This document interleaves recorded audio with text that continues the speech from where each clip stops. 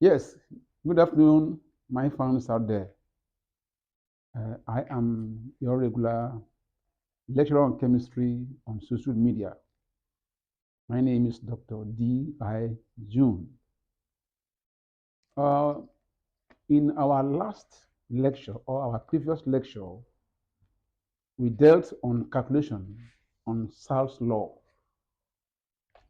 and we are still continuing.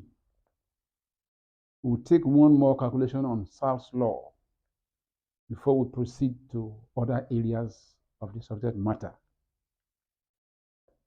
Because in Sal's law, the degree in absolute and the degree in Celsius are two important things that we consider while calculating. Because the degrees in Celsius must be converted to degrees in absolute, which is Kelvin. And when you answer it in Kelvin and you are asked to bring it back to Celsius, you have to subtract 273. So let's go. Look at this question on the board. A certain mass of gas occupies 300 cm cube at 35 degrees Celsius. At what temperature will it have its volume reduced by half, assuming the pressure remains constant? Now, let us go by putting down the parameters and their values. Now, the initial volume, which is V1, from the problem here, he has 300 cm cube. The initial temperature, which is the first temperature, is 35 degrees Celsius.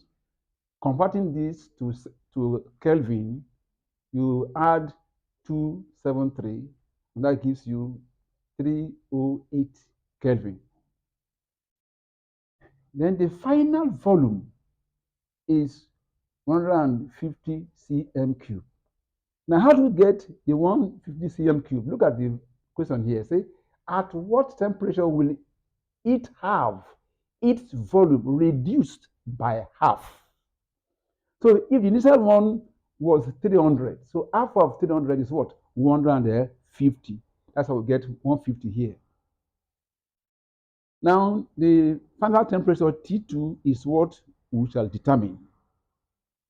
Now, let's go down to the formula.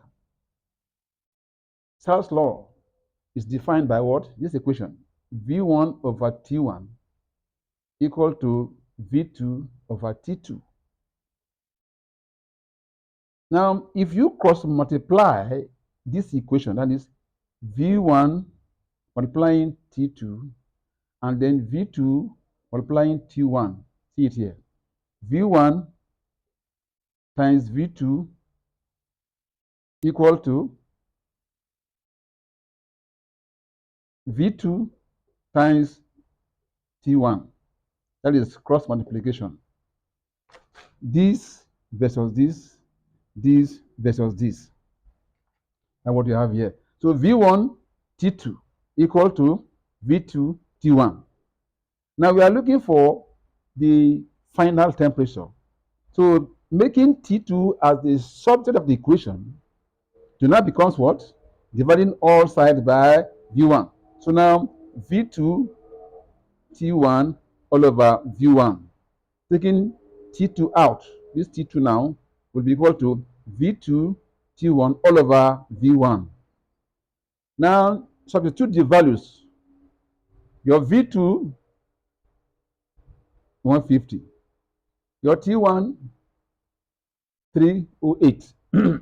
All over your V1, 300. Now, mathematically, 150 is half of 300. So this goes 1, this goes here 2. It becomes 308 all over 2. That will give you 154 degrees Kelvin. That is the absolute. Now, it is expected that you convert this Kelvin to degrees Celsius. Look at your question here before. The first temperature here is 35 degrees Celsius. You converted it to Kelvin by adding 273 before you start working it. So by the end of it, you are expected to convert what you have here to degrees Celsius. Now to convert temperature in Kelvin to temperature in Celsius, the temperature in Kelvin minus 273. And now the degree in Kelvin here is 154. So 154 minus 273. Now 273 is greater than 154. So if you subtract it, you have minus 119 degrees Celsius. That is the answer. God bless you. See you again.